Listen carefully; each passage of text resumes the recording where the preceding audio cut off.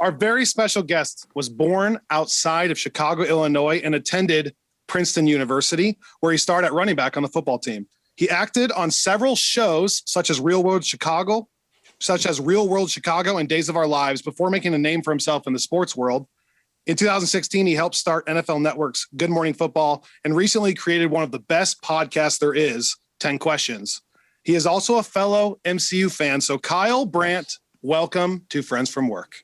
I'm thrilled to be here. I'm thrilled to assemble, as you guys like to say. And I'm I'm a tad bit nervous because, as you said, Kyle, I see all the Marvel movies. I have a lot of Marvel gear in my house because I have a 7-year-old son and I play with it. But I'm very nervous about being judged by the Marvel nerd empire, who I totally respect. But if I make the wrong reference or say the wrong alias, I'm like, oh, he doesn't know where we live. I'm gonna try, guys. I love the stuff, but I don't know everything. There are so many routes we can take this thing, as you know. Okay. But did you know, I want to start here. Okay. This is what your Wikipedia says, okay? All right. I love this so much. On Days of Our Lives, your character, as a U.S. Marine, Philip's storylines included saving his girlfriend from mercenaries, being tortured as a prisoner of war, losing his leg at war, and eventually becoming a NASCAR driver. What a freaking epic character. Are you kidding me? What do you remember from your time on Days of Your Lives and acting in general? It's all true what you said. Sometimes, I don't know, Wikipedia will lead you astray. Not in this case, my friend. That is all. I was a Marine come one-legged NASCAR driver. And I remember when they went to the NASCAR thing, they did it because they realized that there's a cross section between soap opera fans and NASCAR fans. It's not that surprising. And I remember I got the script and I'm like, so hold on a second. Guy, Philip's going to become a NASCAR driver. You guys remember he has one leg, right? And they say, yeah, but we think that'll make it great. And I'm like, with all due respect to anyone who has one leg, I do think you need both to operate the clutch and the gas. I'm no, Jeff Gordon here, but that might be undoable. And they said, never mind it. We love it. This long story short, the Days of Our Lives, and to borrow a phrase from your guys' world, was part of my origin story. That's yes. That's where I came from. With great drama comes great responsibility, and that was my graduate school. After college, they go 3 years to business school, or they go backpacking and find themselves. I was on NBC every single day, often shirtless and eventually legless. And I eventually left after 3.5 years to become a movie star, like all soap opera stars do. I did my time, and now I'm going to go become, Chris Hemsworth or Matt Damon. And that did not happen. But thank God I had plan B to fall back on, which was sports. That's wild. Yeah. I'm curious, what wound up being the workaround for how you could be a one-legged? Now, was it heavily explained, or was there just sort of a jump that folks had to make? Definitely not heavily explained. They don't do a lot of that in that genre. So I think there was a prosthesis that Philip Sure. where he was attached. And, Philip came from great money. So it might have been bionic or something like that. And so he can still work the clutch and the gas. And what the crazy, it gets wild. During that storyline of Philip losing his leg, Paul McCartney's real life wife at the time, Heather Mills McCartney, was also an amputee. He's now divorced from her, and that didn't go well. Right. She was an amputee. She came on the show, and we were sitting doing a scene together. Wow. And I was going on Fox News in 2005 to talk about portraying a war character on NBC daytime too much, and there's a pressure from the left. It got heavy really fast. And wow. But it was fun. I was 25 and making money. And I don't care if he loses both his legs. I tell him to get in the car, I'll do it. That was not the turn I was expecting that story to take. I know. It was really strange back then, man. What's your origin story with Marvel? Where did you fall in love with these characters? How did that start? Well, and we should say too, at the start, you said that you were a little nervous because, you're coming into nerd world. We actually started this podcast because Kyle, like he said, is sort of coming from a similar place. And we started this specifically for people like you that just enjoy this stuff, but are not steeped in the hardcore nerddom of it all. So you can let your guard down a bit. You're safe here. That feels good. So cards on the table then. I don't think I ever owned a single comic book in my childhood, not one. For me, it was just Nintendo and sports. That's really, I didn't collect baseball cards and do any of that. Here's where my love for Marvel, and it really is love, and my wife has the same thing. I'm single. I'm in my late 20s. I used to go to movies by myself all the time. Like, I just own that. Like, there's some sort of stigma about it. I don't know that you're not supposed to. I loved it. If I'm sitting home on the couch by myself, I'm like, well, I can sit here and I can, rewatch the Lost episode or something, or I can just go to the movie and see Paranormal Activity by myself. One of those movies I saw by myself was Iron Man, the original. Oh, wow. Man.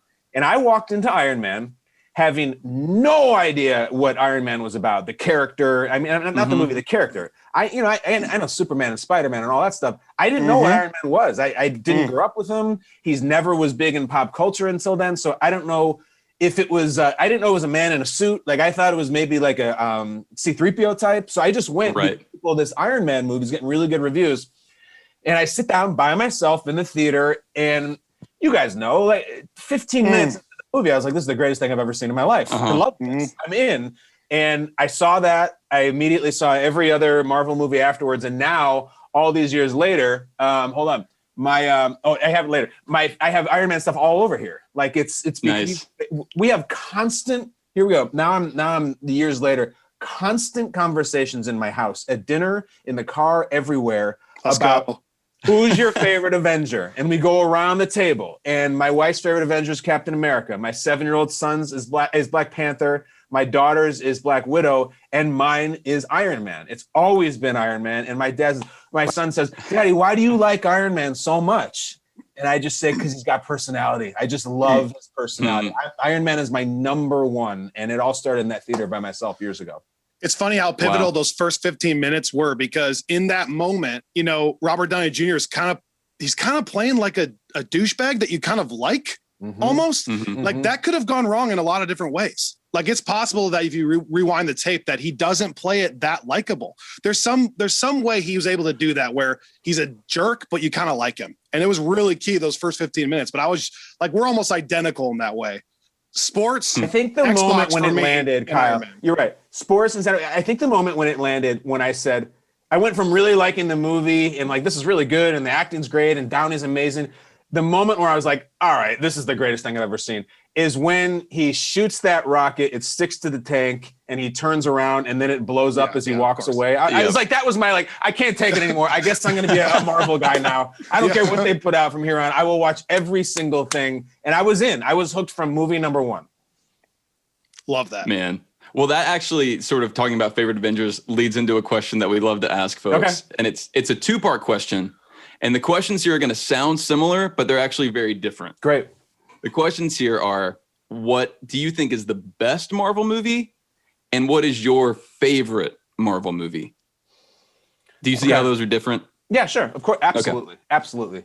The best Marvel movie. I know that Winter Soldier gets a lot of love, and it was really cool. For me, I love this. I actually, it might be one and the same, and I hate to shortcut your question. No. But I honestly think that Infinity War was such an emotional experience from start to finish, and the end of it just ripped your heart out. And I think it's that for me. I mean, look, I'll put it this way. No, I'm gonna answer your question properly. I think the best Marvel movie is Infinity War. I think my favorite is the original Iron Man. I think it's number one. I think it's the OG. I just think it's amazing from start to finish, and it's like the first hit album. But listen, Infinity War was a big deal in my house. Endgame was too. Don't get me wrong. I like Endgame. Infinity War was nuts. And I mean, we were like nervous going to the theater. We were nervous in the theater. Like, on the way home, we couldn't stop talking. Like, it was a full emotion. And when I say we, like, my wife is way into this stuff, way into it. And I love that. It has something to do with Evans and Hemsworth that I don't really respect. However, that is part of the experience. Yeah, no doubt. We argue Infinity War and Endgame all the time, 1A, 1B. But same thing, when we're watching Endgame, you're almost so nervous the first time, like, how are they going to land this plane? Are they going to close all these storylines, that you almost can't enjoy it the first time? That movie, we argue, ages slightly better. Like, the longer you go from it, the more those things can percolate. But I'll never forget where I was at the end of Infinity War, Rob. Like, Well, and Endgame to me. Here. Check out what I got, guys. You're gonna love this. So I told you guys, it's all this guy here. Like, I'm such a big Thanos guy. And what's crazy is I also have I have my Black Panther here. This is the most amazing toy, and anybody listening can't see it, but they talk and like, here, listen. Oh wow! But if you take this backpack off, look how cool this toy is. So you put the backpack on Black Panther, and then when you put it on Thanos or Thor or anybody, and you press the button, then it talks like Thanos. Listen. Listen. You can't stop me from collecting the Infinity Stones. Oh, How great is this? So I'm a incredible. big Thanos guy. And let me tell you, because this is relatable. I think we all, if you're into Marvel on any level, 1 through 10 intensity, going to Endgame was almost a religious experience. Right. My Endgame experience was really messed up because picture my wife and I are going, we're driving to the theater, we're late. It's no reserved seats in this crappy old theater in Portchester, New York. It was like a 7:15 showing, and I'm screaming at red lights, like, I don't want to miss it. I want to miss it. We get there. We get there enough time. She goes in. I need to get concessions because for that type of movie, I need the big ass popcorn and the cherry Coke and all that. So I'm in the longest concession line of all time. I finally get it. Now I've had several drinks at home before we came to this. So Brooke drove, and I was like, it's like going to a concert. Like you get totally parking lot if you want, if that's what you're into. That was me. So I finally get the giant popcorn and the snow caps or whatever the hell we got. And I walk in and the movie has already started. So I'm crestfallen because it's one of those things there was no trailers. So picture this. I'm really nervous. I'm a little drunk. I've got all these concessions. I walk into this theater and I'm walking and I can't find my wife. I walk to the front. I'm looking up at this giant, 500 seat theater looking. No. Meanwhile, the movie is playing. Now I'm so confused and intoxicated that as I'm kind of half paying attention to the movie, looking for her. And I look up and I go, oh my God, Thor just cut Thanos' head off. What the hell? I thought in that moment, I panicked. I said, I walked into the wrong theater and I just saw the end of the movie and I just blew it. And this is the last movie, and I just blew the entire series. And come to find out, no, that happens at the beginning of the movie. And I was so panicked that I blew it. So my Endgame theater experience was confused, drunken, late, rushed. No. I had to go back and see it a second time. So that was a really frustrating pinnacle of the series.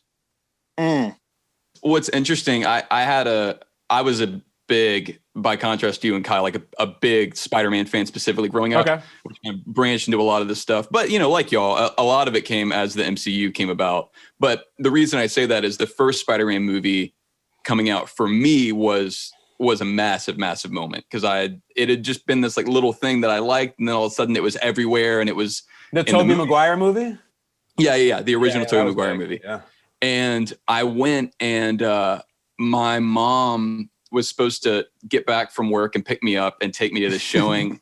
And I can't remember what happened, but she showed up to pick me up like as the movie was starting and the theater was, half an hour away. Mm-hmm. And so it was the same thing where I had built it up so much. And then I walked in and it was like, as Norman Osborn's turning into the Green Goblin.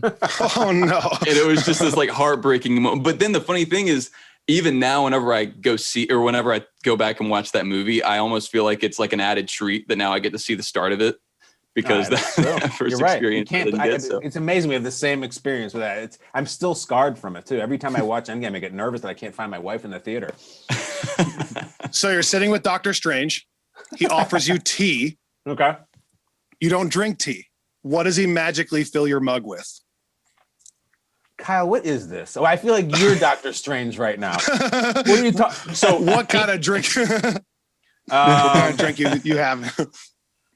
I would say old school green ecto cooler, high C ecto cooler with the Slimer from Ghostbusters on it. Yeah, he would take me right back. Yes, at least that's what I would hope.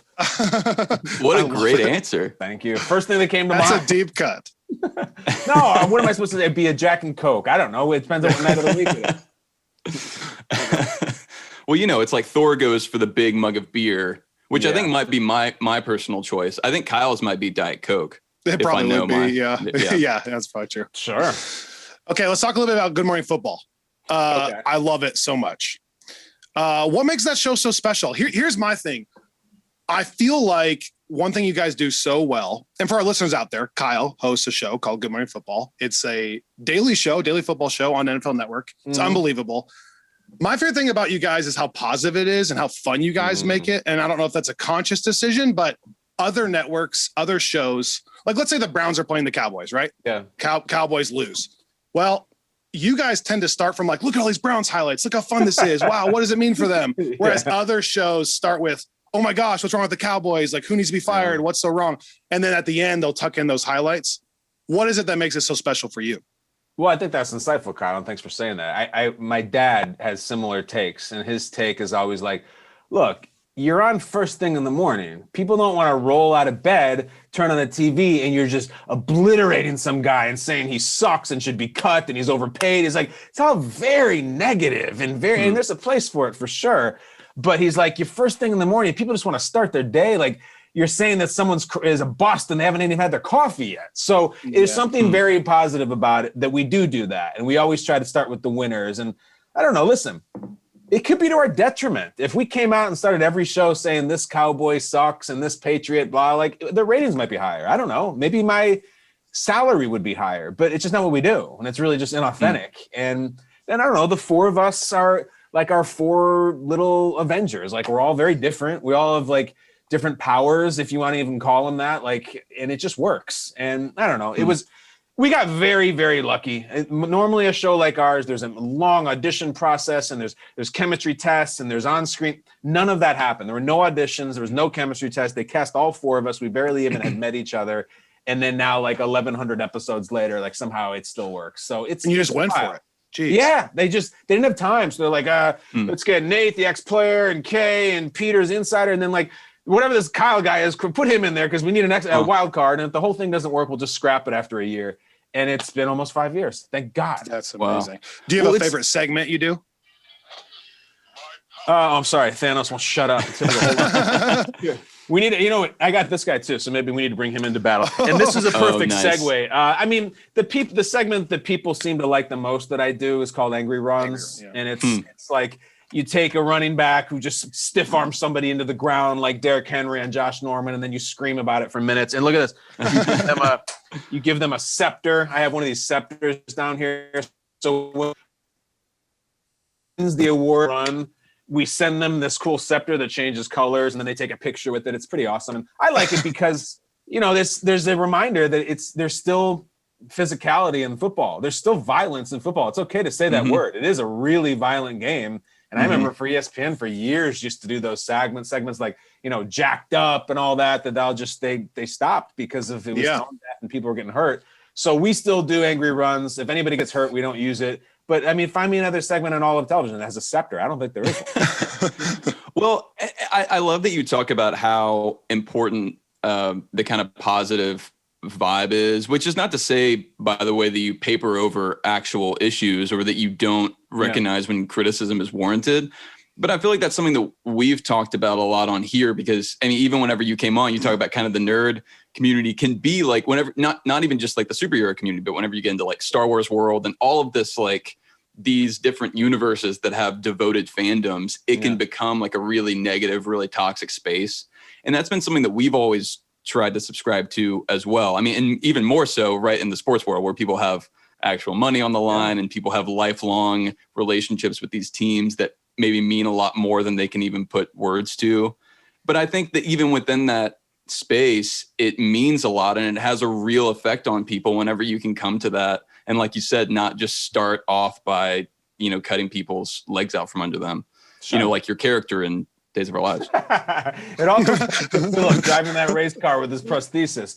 Yeah, you're right though. It's listen, we do get to the actual events and the actual news that warrants it, and it's not unlike in Avengers, Captain America: Civil War when they're like, the Avengers keep destroying all the cities every time they save someone. It's actually a huge problem, and I love that they made that a storyline because it's what people watching have said for years. Like I remember I used to watch, like everybody else, I would watch The Dark Knight. Like I watched that movie constantly. And there's the whole scene when Batman is going around on that cool motorcycle in Gotham and the Joker, and he's making the truck flip and everything. And like there's parts where Batman has to get through. There's like cars in the way or he's going to crash. and he just Right. shoots Blows 'em up. things and it just blows them up. And I'm like, well, like that's somebody's that's Chevy. Like, what happened to that person who's asleep and comes out the next morning, and like their Civic is just a smoldering mess. Like, I honestly used to go down wormholes practically of what would happen. Like, I guess insurance covers it, but like, what if all their favorite CDs were in there? So like, it's just Batman just ruined their whole year because he had to blow up the thing, and so. I always thought that was a fun thing. And then in a lot of ways, the whole storyline where they got really serious in Civil War, like it served that. And I thought that was a compelling storyline. Yeah. See, well, that's what Spider-Man Marvel Homecoming as well. Yeah, that's what they do so well. They don't just leave the big events and just go on. Like Homecoming, they deal with all the wreckage, right? All the alien stuff that's sitting around. Civil War, we see Paul Rudd and Ant-Man got a house monitor or whatever it's called, they deal with the events. They don't just leave property damage guy, out to dry there. It's funny you mentioned Paul Rudd, who's I'm thrilled to have become a friend with, and he's been on my show, and like I've gotten to hang with him a few times, and we've all watched Paul Rudd's career for probably close to 30 years before he was even in Marvel, but he's so cool talking about the Marvel universe because he has this way about him that just disarms it. I remember I asked him, I said, okay, so when you sign on to do the Ant-Man movie, it's a huge success, but like then you start doing Civil War and like then you're like meeting up at the water cooler with like the big dogs. So I'm like, so when you show up and it's it's Hemsworth and it's Evans and they're all just huge, muscular, like they're real superheroes. I was like Titans. So Paul, respect to you, like you're Brian Fantana from Anchorman. You're not And I'm like, is it hard to like have them accept you, or like is it hard to fit in? And he's like, no, he's like, they're just actors. He's like, they're not the real Thor. Like it's just a nice guy who like lifts and works out a lot. Right. And he just tells great stories. That's his way of doing it. I'm like, isn't there ever, Paul, I know you've done a million things and you've been in huge movies and you're really successful. This is different. Like as big as some of the stuff you've been in, like you're in the superhero battle. And he's like, I'm like, is there ever a pinch me moment? He goes, definitely. And he tells the story of when he would show up for work day after day for Civil War for the huge battle on the tarmac. And I think they shot it in Atlanta. And they would show up every day. And he's like, really what they had for us in the morning was like a locker room. Like you would show up.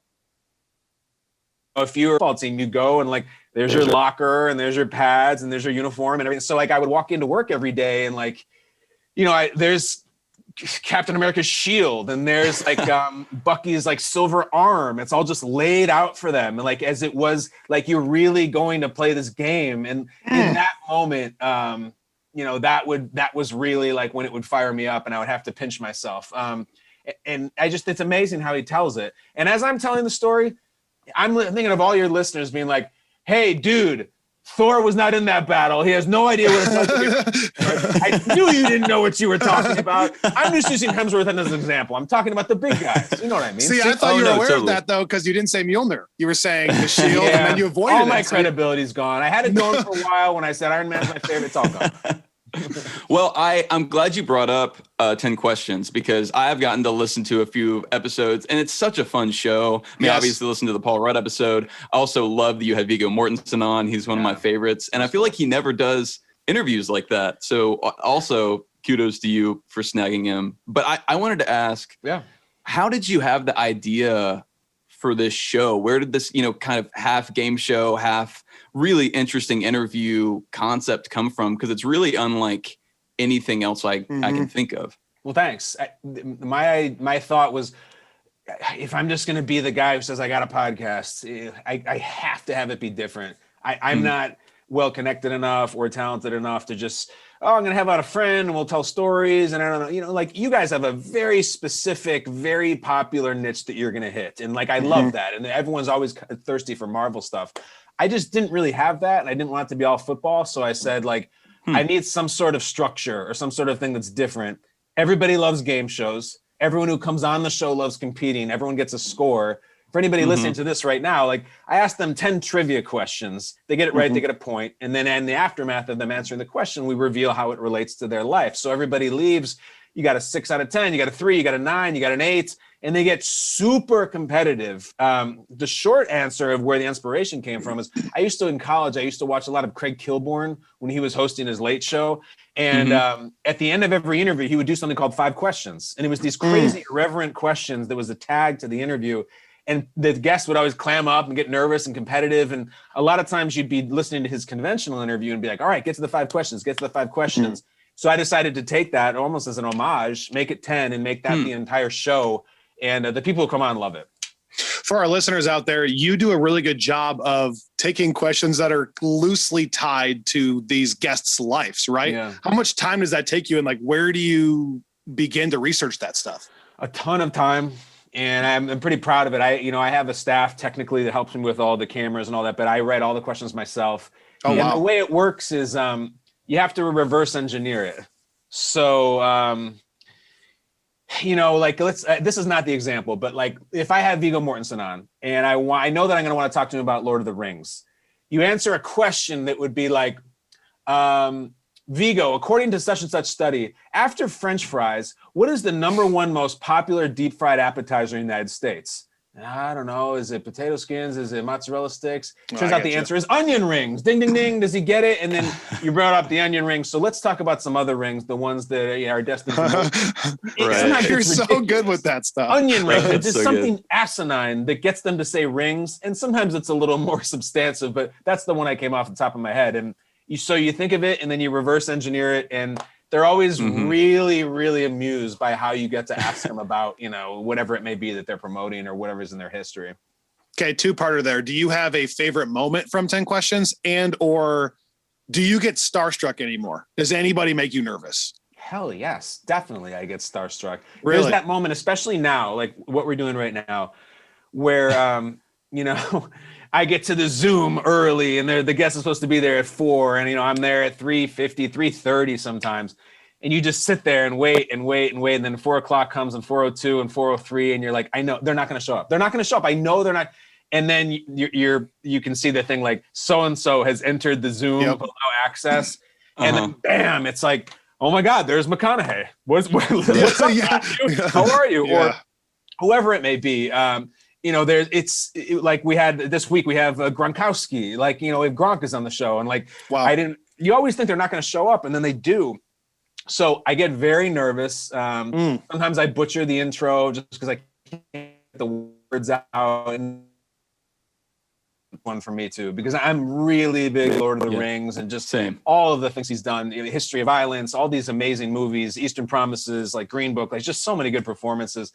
And so I was nervous for that one. And then it was gone in the first 5 seconds because the Zoom comes up and this guy's rolling a cigarette like it's 1950 and like licking it. And he's just so relaxed and so calm. Right. And was so game. Here's the thing that I love about the big name guests, and I call them contestants, is when they're not afraid of playing the hits, meaning like Tim Robbins came on and was like, just here to talk about Shawshank. There was nothing about it where he was like, oh, another Shawshank question, or like Viggo had like Lord of the Rings stories for days, and Paul Rudd Avengers, and McConaughey, like they're talk. So I love that because you worry like, all right, let's say you have Jodie Foster on. It's like, how the hell am I going to ask her a Silence of the Lambs question she hasn't been asked before? But I've found that those people, if you do it right, they will really respond. So I do get nervous. And to answer the question of like, who's my favorite moment, sometimes a lot of NFL players will say the favorite moment of their career, even if they won Super Bowls, was when they were drafted and just it all became real. I think the first episode with Aaron Rodgers was really surreal because, I pitched this idea to Spotify and The Ringer and these big platforms, and you say, I'm going to do this, and I'm going to do that. And then like when the NFL MVP finally comes on and is loving it and competing, and you're like, God, this is really working. Like, it's like being on stage and like the song works and the audience loves it. Like that was really cool. I'm a Vikings fan. And so if you converted me, I think I texted you like, dude, you're making me like Aaron Rodgers. Stop. So it worked. That funny? I heard that from Vikings fans too. And I take that as a big merit badge because you guys are supposed to hate that guy. He kills you, but he killed it. Yeah. Who currently has the top score? Well, the top score right now, we've done, probably 25, 26 episodes. Alex Smith, current free agent Alex Smith. Oh, wow. came on in the wake of winning the NFL Comeback Player of the Year with everything he went through with his leg, and he got a 9 out of 10. And he's the only person who flirted with a 10 out of 10. The only question he got wrong was something about in 2003, I think that was the year, Metallica released an album called Saint What? And do you guys know what the answer is? Saint Anger. Saint Anger. Saint Anger is the answer. We're both musicians professionally, so. So you guys know. So Saint Anger was the answer, and he said Saint Death. And that was the only question he got wrong. And I was asking him about that because he had said prior that going through the recovery from his cataclysmic leg injury, he felt phases of anger. So I used Saint Anger to ask him about that. But that's the only one he got wrong. That's the 9 out of 10 is our clubhouse leader. And eventually someone will get 10. It's going to take a lot of work. Okay, I have to ask one football question that we were not planning. But today, as of today, today's the first day of free agency. If you're hearing this, it's probably free agent week. But Aaron Jones just signed his deal. And I just was again reminded of your take. Like, how bad does that draft look for the Packers last year? Worst. Well, I mean, because A.J. Dillon's their second round pick after they had moved up for Jordan Love, and now you sign Aaron Jones. So what was the point? It's listen, they'll make a special someday about that draft. And it like when they do the special of here are NFL Film presents the worst 10 drafts in NFL history. The 2020 Packers draft is going to be on it because they moved up to draft a backup quarterback to the MVP. In the second round, they took a backup running back. And if you look in the third round, they took a backup tight end. So like they didn't even have anybody approaching a starter. Window. Yeah, in the Super Bowl window when they're the best quarterback in the league. It is I could say the worst. It's definitely the strangest draft. Like put it this way. Stranger Things. We'll put it, not the show, but which one is stranger? Which one is like, what the hell's going on here? The Packers 2020 draft or the first episode of WandaVision? I can't even really tell which one left you more perplexed. Like, what the hell am I watching? All right. Well, we close. Oh, go ahead. Go, Robby. Well, I'm curious now. What was your experience with WandaVision? I assume you've now finished given your household that you've watched the finale and wrapped up. Robby, I'm glad you said that because here's how much I respect you guys. 3 minutes before I opened the Zoom to this podcast, I was binging WandaVision, and I still have 2 episodes left. I couldn't finish. I touched base with you guys earlier, whenever it was. I'm like, I can't go on a Marvel podcast and not be caught up to date on WandaVision. I got to watch it all. So today alone, I have knocked out 3.5 episodes. So I had to work in the morning, so I have not finished. I have 2 left.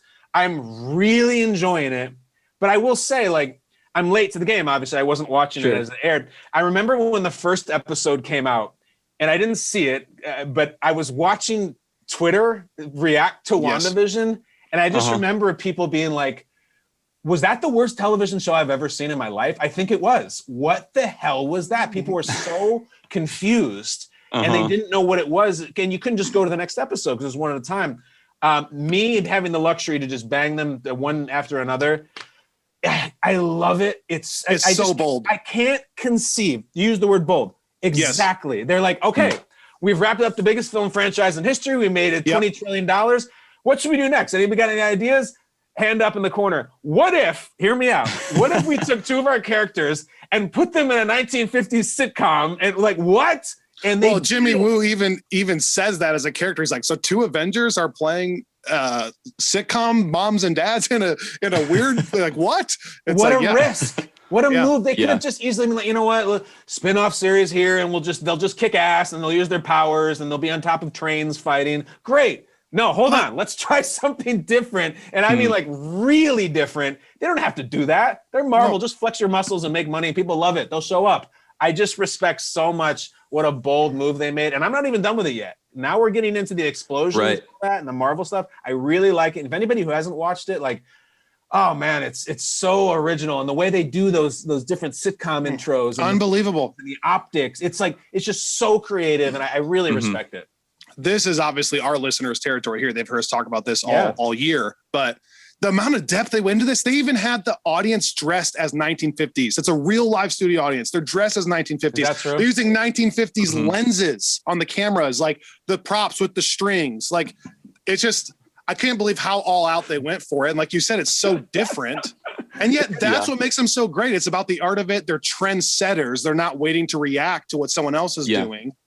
And it's a great show. And Here's the thing. When I said I was watching an episode like 3 minutes before, I just ended at the perfect part for the sake of conversation. I ended in the episode where it's revealed that, Agnes has powers and she's singing this song about Agatha. Okay.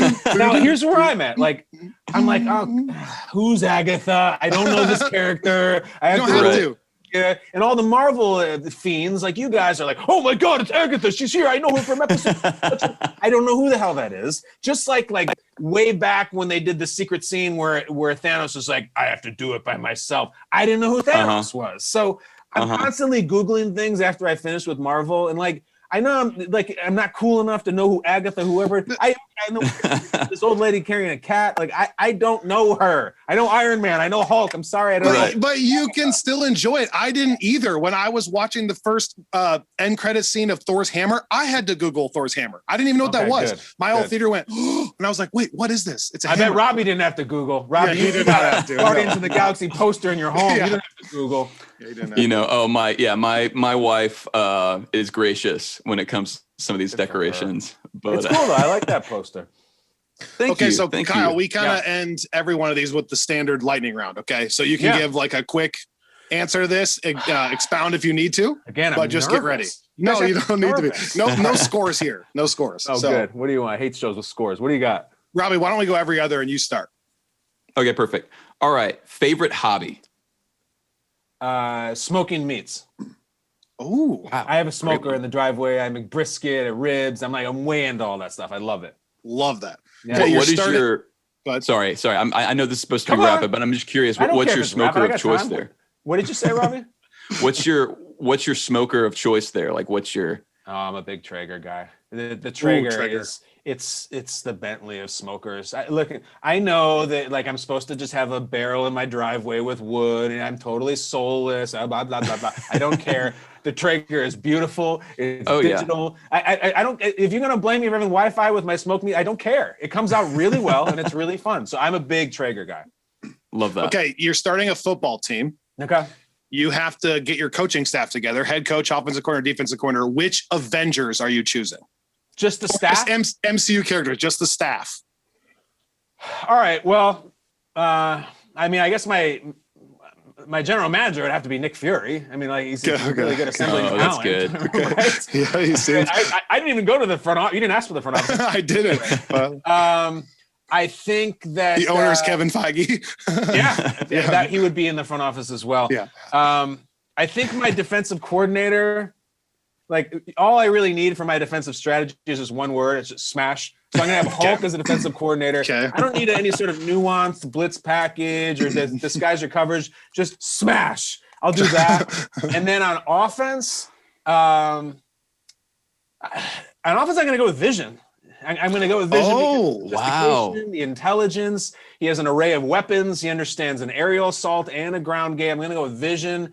And then I have to have Doctor Strange in there somewhere. Head coach? God, I love this stuff. I love this stuff because when I'm driving around with my son, I'll be like, okay, aliens are attacking your school. You get 4 Avengers to stop. Who do you want? And he's always a Black Panther this. He loves Black Panther. Who doesn't? But I think that's and then head coach, who's the easy answer would be Steve Rogers. And, you want Rogers on any team. A motivator. A motivator, it's just hard work. We're going to do it. But I'm going to go a different direction. I want my team to be sort of Miami in the 80s. I want us to have some flamboyance. Okay. I'm going to go with Rocket from Guardians of the Galaxy. That's my head coach with a little raccoon headset. I am not sure that's the culture you want creating. I don't care. We're gonna win and we're gonna rub it in. My team's gonna be a little edgy. I'm fine with that. Love it. I like that. It's almost the opposite of Steve Rogers. Rather than having an inspiration of just someone that can demean the competition. And I try to think of some little mouthy SOB with the giant machine gun. Who's going to yell at the referees a lot. Who's going to get fined. He's getting thrown out of games all the time. All the time. That's what I'm going with. Love it. All right. How old were you when you had your worst haircut ever? And what was that haircut? Okay, I like this question. All right. there was a long and far away place called 1991. Okay. And at the time there was a thing, like I was really into Vanilla Ice. And there was a thing where you would have like these like lines, like ladders shaved into your sideburns, like your temples. They'd be like layers. Yep. And I remember I just begged my mom to have that. And she said yes. And I finally did it. And then like the barber didn't really know what the hell I was talking about. And it wasn't a time where you could show him your phone. So I had the kind of Vanilla Ice layers. And then I also had kind of a curly mullet in the back. So that was... I mean, I didn't think it was bad at the time. Like I thought I was incredible. I thought I was the coolest guy in school. But looking back, it would be 1991, the Vanilla Ice layers and the Billy Ray Cyrus mullet. Wow, here's that where did not really disappoint. Nah. No, that was in depth. Here's where we're really going to test you. Ready? Yeah. What upcoming MCU project are you most excited about? And do you even know them? All right. Well, here's what I mean, obviously, WandaVision's come and gone. I really liked it. All right. Should I be, you guys say yes, you love all this stuff. Should I be excited about the Winter Soldier and Falcon? Like, here's why I'm skeptical. It's not exactly your A-teamers. You know what I mean? Like it's right. The third level Marvel. It's like, if they gave us a show and they're like, don't ask us how we pulled this off. We're going to do a whole show of Thor and Captain America. I'd be like, whoa. And you got Hemsworth and Evan. I understand that's not possible. And I will take the Marvel content. Falcon is like, there's jokes about Falcon and he barely shows up and he's the one that they got handpicked to be an Ant-Man to fight him and he gets his ass kicked on his own front yard by Ant-Man who's barely understanding what his powers are. So I want to be positive and I don't want to crap on the Winter Soldier or Falcon, but I'm a little skeptical. It feels like, when the Coachella poster comes out and it's like the big fonts on top, it's like the little ones down at the bottom, like on the dance. There's this scene where in Civil War, Spider-Man like shoots him and he goes, "Oh, everyone's got a gimmick now." And I'm always like, "You're the gimmick. That's natural to him. You're the one that's using the wings." Okay. That's true.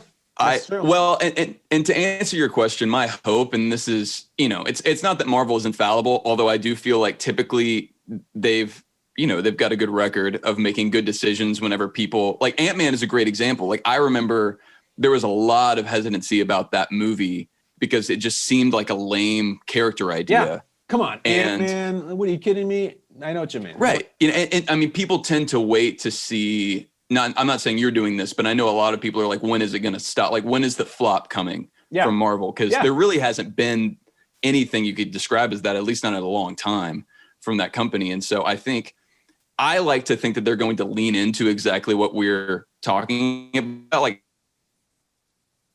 these that have, one, have not gotten a ton of screen time, and two are probably objectively some of the least like powerful characters. And I hope that they're going to kind of, especially with, I love Mackie and I think that there's a lot of interesting stuff to go into in terms of him taking up, having been Cap's guy and looking up to Cap and then now sort of being in that position on the one hand, at least from Steve Rogers, but whether or not other people are going to look at him the way that they looked at Steve Rogers. Like, I think to the extent they explore stuff like that, it could be a really interesting idea. To the extent, they're relying on us caring about their powers. If I know these shows, they'll have jokes about how it's, Falcon and the Winter Soldier. Like they'll be self-deprecating. Like aren't there lines even in Endgame, I think, where isn't Tony Stark like there's an Ant-Man or like no, Captain America says it like they're even acknowledging like we're talking about a man who fights with ants. Like funny.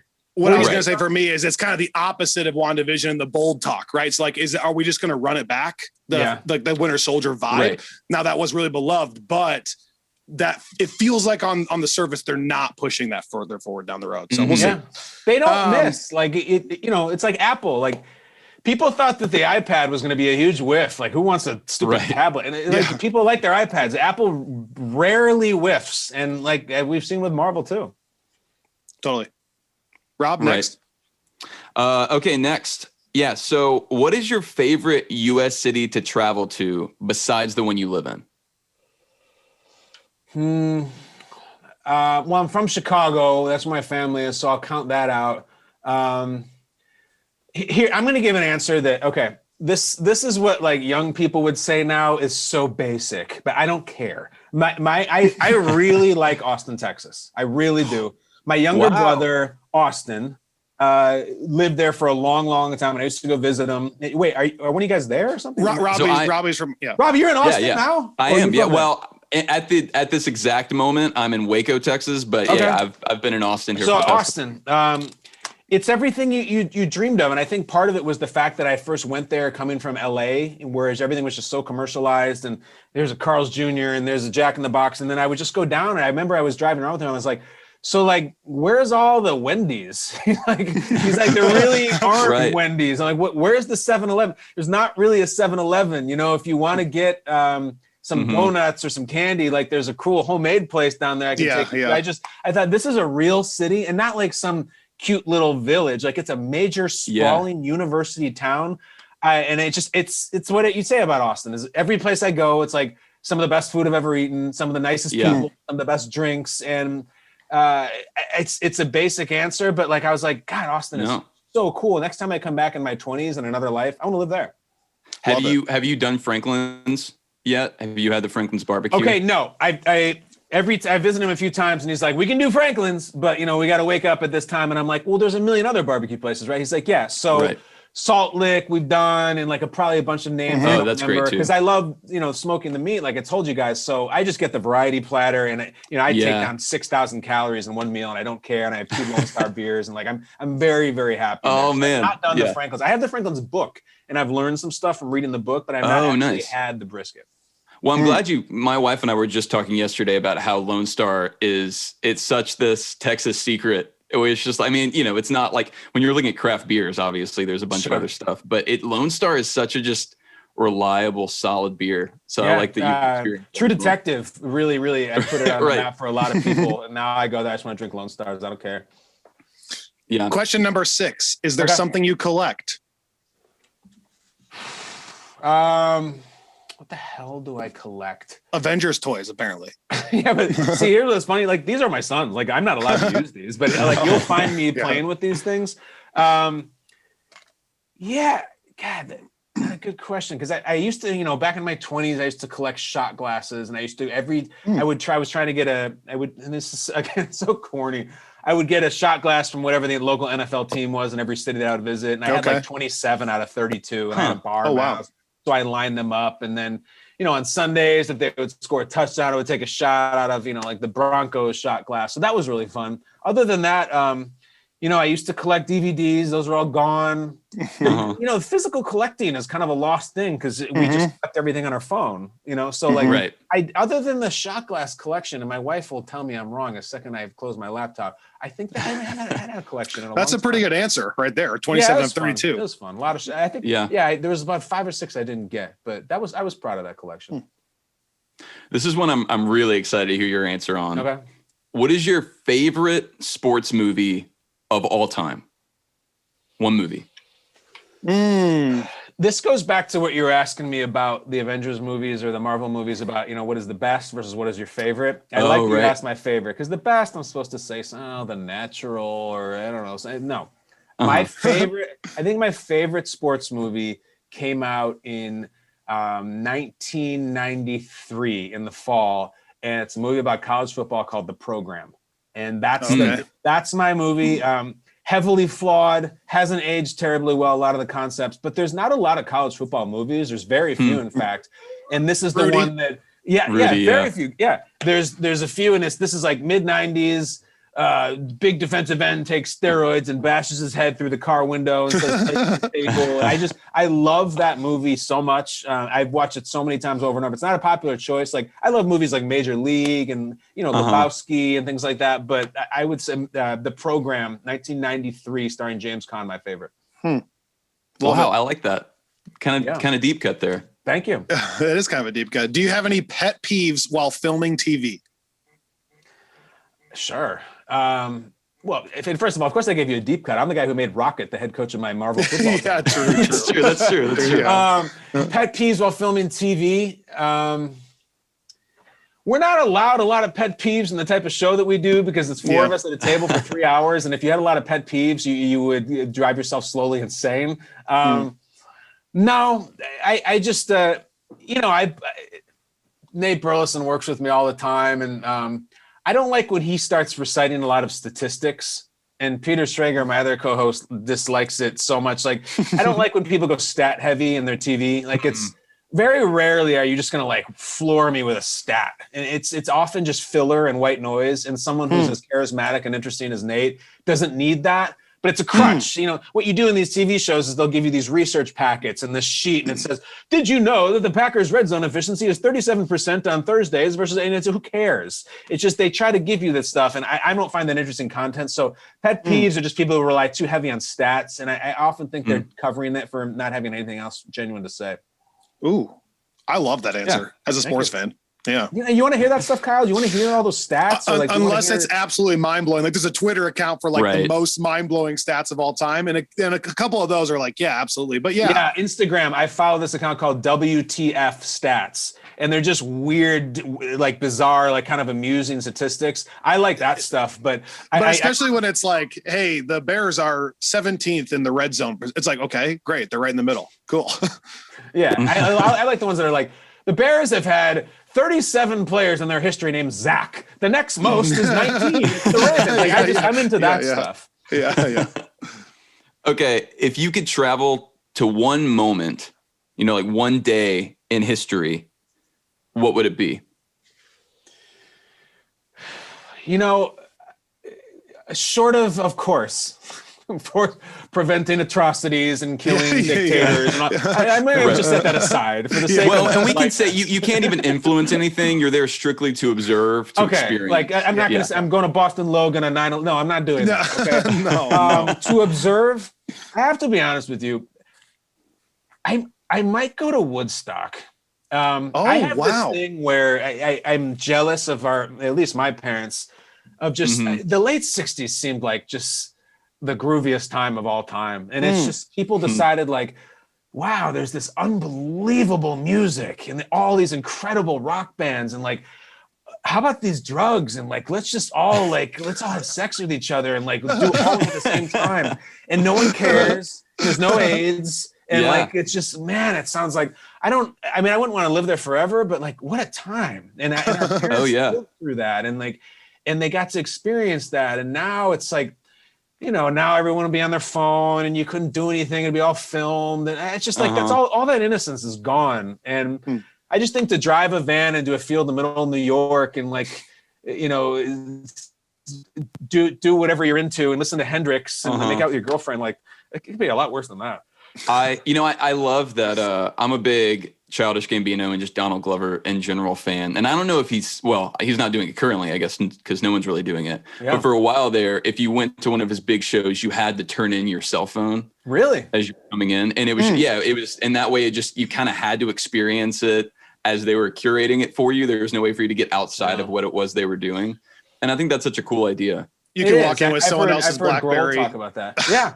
Walk in with a BlackBerry and walk out with someone else's iPhone. That's fine. I'll upgrade. I'll take my Suzuki Sidekick, whatever it is. I heard Dave Grohl talk about that once because he's been through it all. Like he blew up in the mid 90s and he's like, I remember when it was lighters and just people listening. And now it's just a sea of people holding up the phones and recording it. And he's seen all of that stuff. And I imagine like, you're up there and you're playing your heart out and it's just this the whole damn time. And by the way, who are these people just filming concerts on their iPhone or FaceTiming people? What are you going to do with it? I guess post it and like, everyone's like, yeah, it's Everlong. We've seen that song 3,000 times. Big deal. I just don't see it. I try not to do that.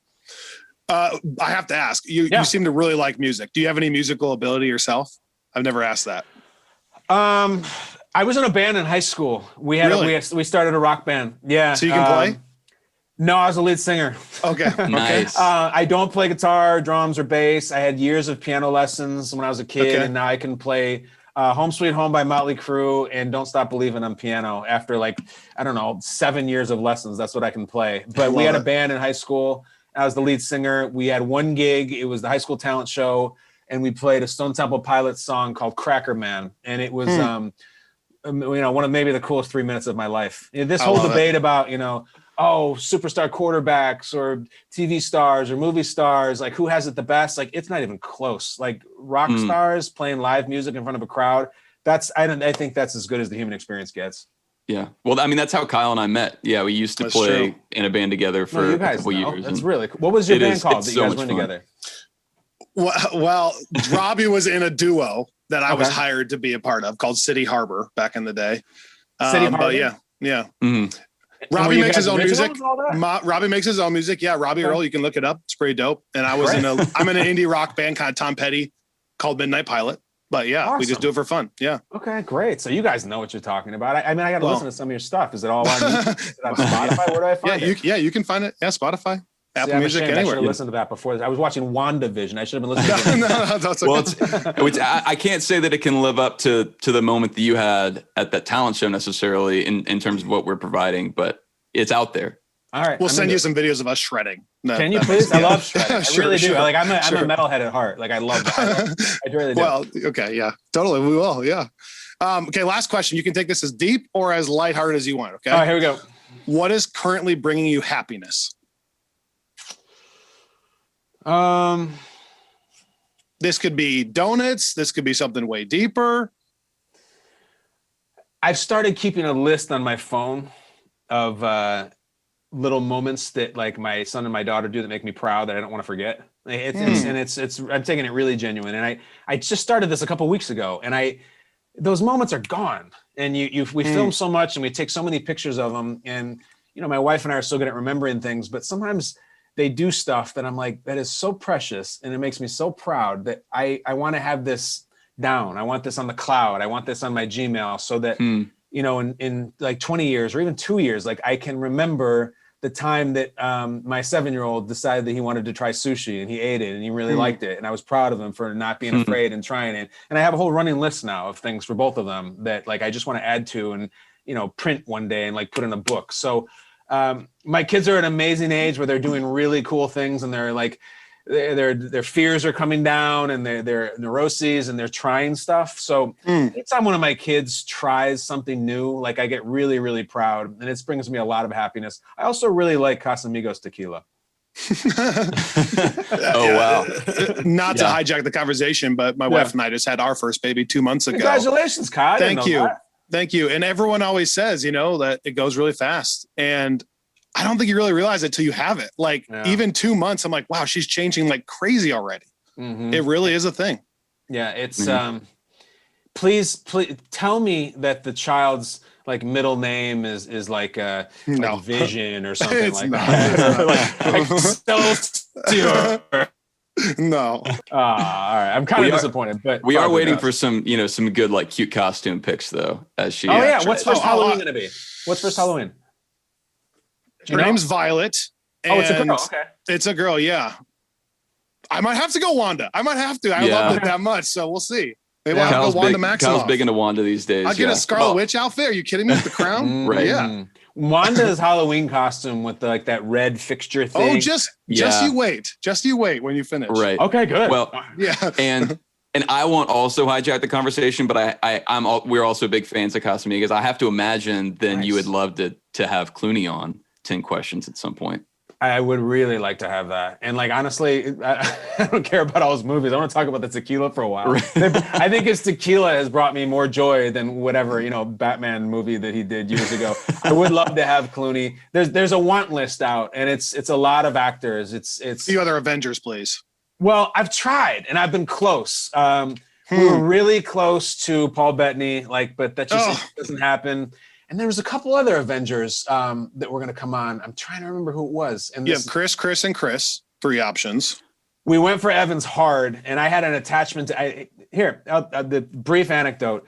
I used to live in LA. I used to be an actor back in the day, as we talked about. I used to go to this crappy gym in Studio City on Ventura Boulevard, and it was one of these Bally Total Fitness things. And sometimes you get a nice Bally, sometimes you get a crap. This is the crappiest one. Most of their weight room was in the basement. It was just this dungeon basement with no room.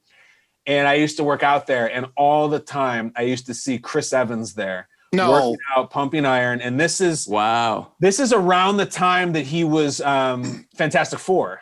Because I recognized him. Like, he wasn't anonymous. Like, that's obviously a massive movie. And I remember he was the Human Torch. And I just remember thinking, like, first of all, it's huge, because you can imagine as big as he is now. this is back when he was like in his mid-20s. So like he was massive, and he'd be in there like just with the masses, just throwing around the weights, like just giant ass biceps. Like, and I just remember like that guy has his stuff together. He's in huge movies. He looks like $1 million. Like I want to be like that guy someday. And that's what I wanted. I wanted to be what the Chris's are now, Pratt, any of them. But I just remember mid 2000s, Evans was hitting it hard at the Ventura Boulevard, Studio City Valley. And that was always going to be my first question when he comes on. It's not going to be about Captain America or any of that. It's going to be about that basement crappy gym in the valleys. And I'm sure it'll crack him up. Well, I know he's a big Pats fan, right? So I would imagine that, that there's some, not that you're a Pats fan, but I know how much of an NFL guy he is. Yeah, there's so much to talk about with him. On that terrible, terrible day in this country when the insurrection happened at the Capitol, there was this tweet that I saw that just cracked me up where Evans tweeted, he just tweeted, "I'm speechless." And this one guy retweeted him. And it had like 100,000 retweets. He was like, "Speechless, dude, go suit up." And I saw that. It was like the funniest tweet. What are you doing? Go suit up. I don't care if you're speechless. We need you out there, Cap. It cracked me up. So obviously Evans, I think in the whole MCU, I think Evans might be, I don't know if he'd be the number one, but like he would be way, way up there. So we already had Ant-Man. I've always admired Evans a lot. I like the way he handles himself. He seems to be a classy guy. So lots to talk about. Plus, he's the leader of the damn Avengers. That last thing, that's so fascinating to me too, that these actors committed so much of their lives that now we associate them basically with their characters, right? Like he's going to have to be Captain America to everybody for the rest of his life. Kind of off screen too. I know, and it's there's so many layers of irony because he's really political and he's not afraid to speak like that, and like that's sort of a Steve Rogers thing, like it works for him. I'm not convinced that guy will not be in politics someday myself. Like he may run for office, and I think he would be elected instantly. Imagine the person who has to run against Captain America for local governor or senator or something like that. Like pray for that person. Oh yeah, so true. Kyle, this has been a blast. I mean this seriously. If I could buy Kyle Brandt stock, I would. It seems like everything you touch, I love so much. 10 Questions is incredible. I've listened to, I think, every episode. Love it. Robbie's getting into it. Good Morning Football legitimately is my favorite show to watch for sports coverage. It's unique, like I said. So if any of our listeners out there don't know those things, check them out. You can find them on Spotify, right? Yep. For 10 Questions and Good Morning Football. Spotify, YouTube. If you listen, some people don't have Spotify. I can't listen. I don't have Spotify. Every single episode is on YouTube, and you can watch the video and see, how nervous Aaron Rodgers is and how Paul Honeyback Rudd, is. Matthew McConaughey, Alex Smith, like a whole The Gronk episode this week is amazing. Like we went crazy places with Gronk that I've never seen him asked about before. Like heavy stuff, funny stuff. If you like that kind of thing, you'll enjoy it. So, well, thanks for joining us. This has been a blast. Seriously. I cannot tell you how much I've liked it. It lived up to the hype. I'm sorry I didn't finish WandaVision for you guys. That's okay. It's good that we're ending this because I have a very important strategy session with Coach Rocket about our game this week. We can circle back a year from now and see your reactions then. Absolutely. There you go. I'm ready. Perfect. Thanks, Kyle. Anytime, Kyle, Robby. Thanks.